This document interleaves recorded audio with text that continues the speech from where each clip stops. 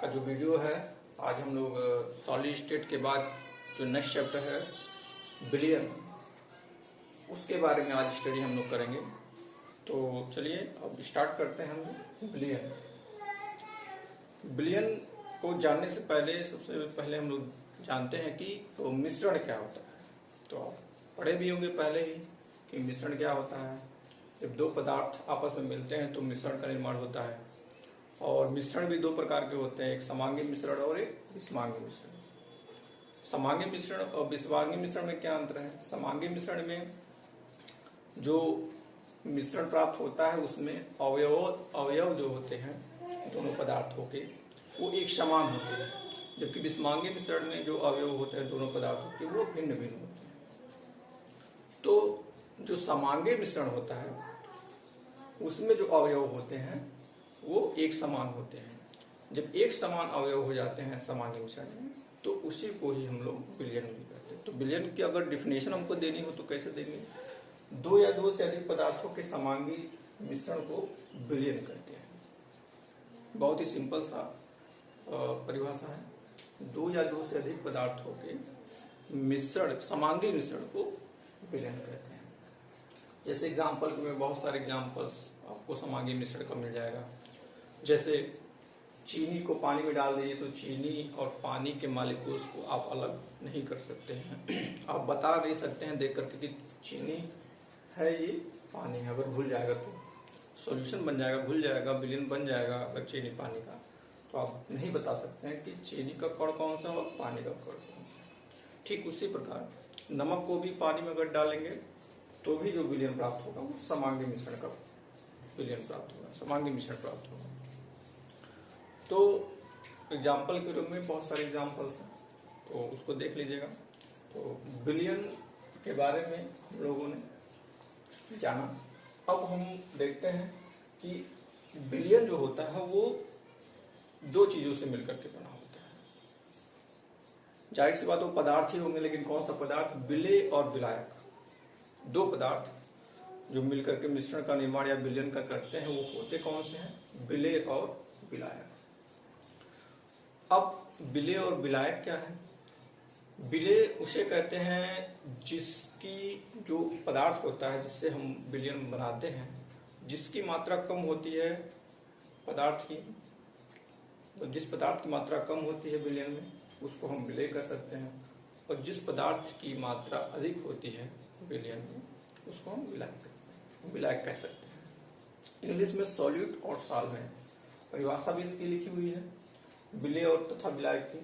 समांगी मिश्रण में जो अवयव अधिक मात्रा में होता है उसे विलायक कहा है, जो अधिक मात्रा में होता है। जैसे पानी में चीनी डाल दी तो बिलियन बन गया।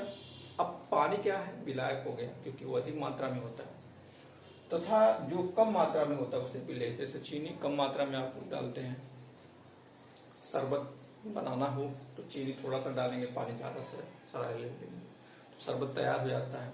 और शरबत आजकल गर्मियों का सीजन है तो शरबत बहुत ही इम्पोर्टेंट हो जाता है। ठंडा पानी में चीनी डाल के, नींबू डाल के आप लोग बहुत पीते होंगे, गर्मियों में पी भी रहे होंगे। तो बस वही चीज है, चीनी जो है वो विलेय होगा और पानी जो होगा वो विलायक होगा। तो ठीक उसी प्रकार विलेय और विलायक दोनों मिलकर के बिलियन बनते हैं। जिसकी मात्रा कम होती है विलेय होता है, जिसकी मात्रा अधिक होती है वो विलायक होता है। मेरे ख्याल से आपको समझ में आया होगा।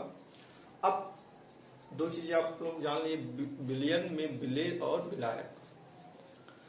तो अब जब सॉल्यूशन बनता है, जो बिलियन बनता है, वो आप देखते होंगे कभी गाढ़ा भी बन जाता है, कभी हल्का भी बन जाता है। गाढ़ा हल्का का सेंस ये है कि आप देखते हैं कि चीनी को अगर थोड़ा सा मिलाया जाए पानी में तो बहुत हल्का विलियन बनता है। उसको पानी की तरह से ही एकदम देख सकते हैं कि पानी की तरह ही लगता है। लेकिन चीनी बहुत सारा मिला दिया जाए, अगर ढेर सारा मिला दिया और तिगुना चौगुना मिला दिया जाए तो आप देखेंगे कि सॉल्यूशन जो विलियन बनेगा वो थोड़ा चिपचिपा टाइप का हो जाता है। बस यही जो विलियन होता है वो दो तरह का हो सकता है, हल्का और गाढ़ा। हल्का और गाढ़ा। अब इस हल्के गाढ़े को हम एक नाम दे रहे हैं सांद्रता। क्या नाम दे रहे हैं, सांद्रता। और जो विलयन होता है, जो बनता है विलयन विलेय और विलायक से, उसकी एक सांद्रता होती है। अब ये सांद्रता जो होती है वो विलायक कितना है, विलेय कितना है, ये इस पर निर्भर करता है कि उसकी विलयन की सांद्रता, उस विलयन की सांद्रता कितनी है, ये विलेय और विलायक पर डिपेंड करता है। तो सांद्रता को समझने, सांद्रता बहुत प्रकार का होता है, केवल सांद्रता कह देने से ही काम नहीं चलेगा, इसके बारे में विस्तृत रूप से अध्ययन करना पड़ेगा। सांद्रता कई प्रकार के, कई पदों में इसको व्यक्त कर सकते हैं सांद्रता को। जैसे एक सांद्रता होता है प्रतिशत के पदों में, प्रतिशत की इतना परसेंटेज हमारा, नमक का इतना परसेंटेज विलयन हमने बनाया, चीनी का इतना परसेंटेज हम लोग विलयन बनाए, तो एक परसेंटेज में इसको आंका जा सकता है। दूसरा है इसका मोलरता। मोलरता का नाम सुना होगा फर्स्ट ईयर में, नॉर्मलता का भी नाम सुना होगा, ये सब सांद्रता है। मोललता एक होता है, ठीक। तो सांद्रता में इतने सारे चीजें हम लोग पढ़ेंगे स्टेप बाय स्टेप।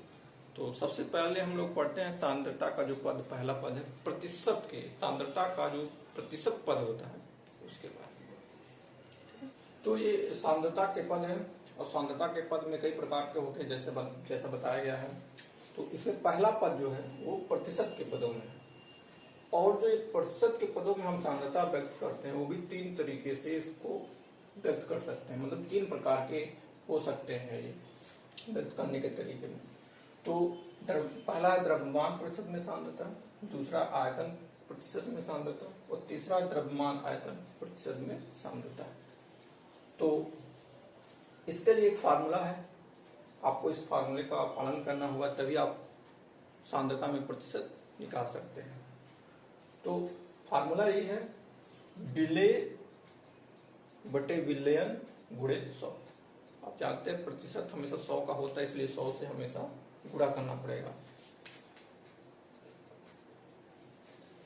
तो द्रव्यमान प्रतिशत, द्रव्यमान का मतलब क्या है, द्रव्यमान, जैसे यहाँ पे देखिए द्रव्यमान आयतन और द्रव्यमान आयतन, इसी में सारा कुछ है, इसको ध्यान में रखेंगे तो सब समझ जाएंगे। द्रव्यमान प्रतिशत में सांद्रता का मतलब है विलेय का द्रव्य, मतलब ये जो विलेय और विलयन है दोनों ही द्रव्यमान होना चाहिए। द्रव्यमान प्रतिशत में सांद्रता विलेय का द्रव्यमान बटे विलयन का द्रव्यमान, दोनों ही द्रव्यमान होना चाहिए।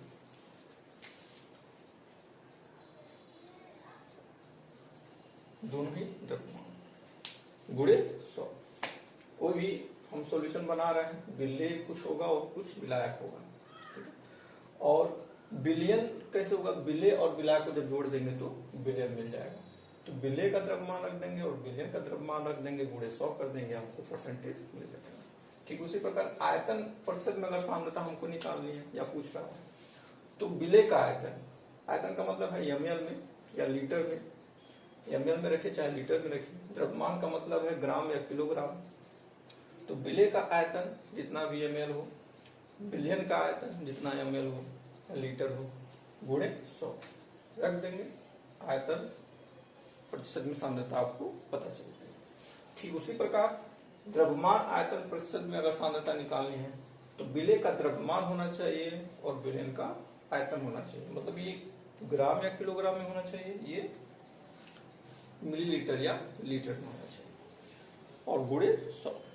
तो आपको द्रव्यमान आयतन प्रतिशत में आपको सांद्रता मिल जाएगी।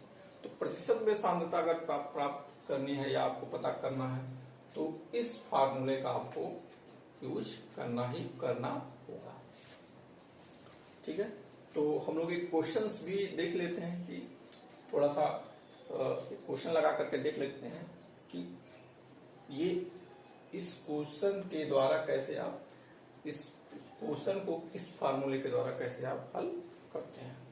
तो हम एक क्वेश्चन मान लेते हैं, ले लेते हैं, कोई बर्तन है, इसमें 100 ग्राम पानी है, 100 ग्राम पानी मिला दिया गया है, और 100 ग्राम पानी में 10 ग्राम चीनी मिला दिया गया है। ग्राम चीनी मिलेगा और उसको घोल दिया गया है।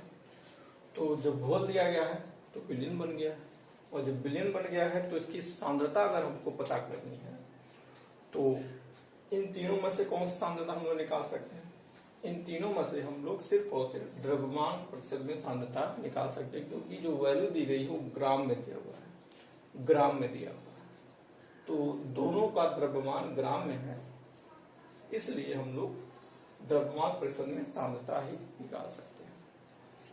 तो अगर निकालना है फार्मूला का यूज करेंगे, तो यहीं पे अगर द्रव्यमान प्रतिशत में सांद्रता,